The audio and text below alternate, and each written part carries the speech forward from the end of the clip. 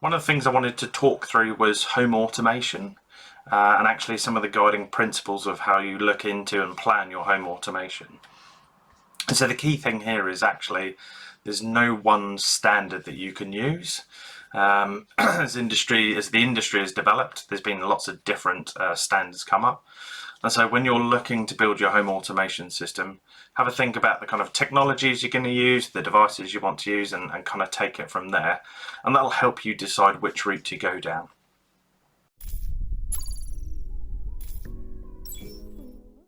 And so one of the key things that you're going to look into is actually the devices you're going to use in your home automation system. So think about those as being things like lights, a heating system, could be a mower, could be a shower, could be blinds. There's lots of different devices that you're going to connect. And I like to think, when I think about home automation, what's the sort of stuff that I'm doing naturally without thinking about it. So it could be switching on that light in the front room every evening, or it could be closing the blinds every evening as the kind of sun comes down. They're the sort of devices that I think I like to try and automate in the home as much as possible. So devices is your first thing that you need to kind of think about.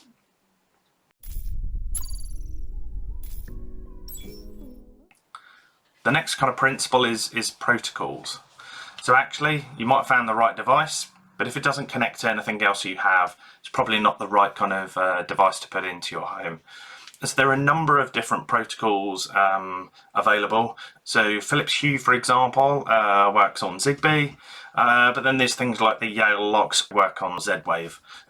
So the advantage of those is actually if you use a protocol that goes across a lot of your devices, there's a relatively high chance that actually you're also going to be able to use the same control interface or the same controller or bridge for multiple different types of devices.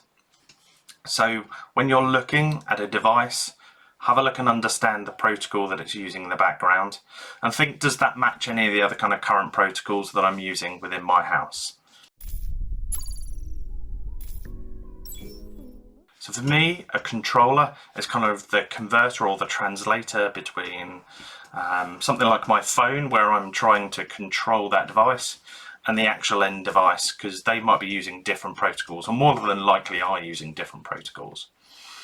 And so controllers, as well as doing that kind of conversion piece, some of them are able to store the settings and store some of the automation themselves. And certainly when you're looking at controllers for your particular system, think about actually, does this controller, because it uses a particular protocol, Z-Wave, Zigbee, something like that, is it able to control other devices as well? And so actually in my house, I have several different controllers knitted together. For example, I've got the Philips Hue that controls pretty much just the lights. I've got a Tahoma unit. That Tahoma by a company called Somfy actually controls a number of things. So it controls my lights, it controls also the blinds and also the Velux windows, because it understands something called IO control. So have a think about the controller that you're going to use as your primary. Be honest, I think what you're going to find is there's going to be several different controllers that you're going to have to use. But think about the controller, or understand the idea that there's going to be almost a conversion mechanism as well.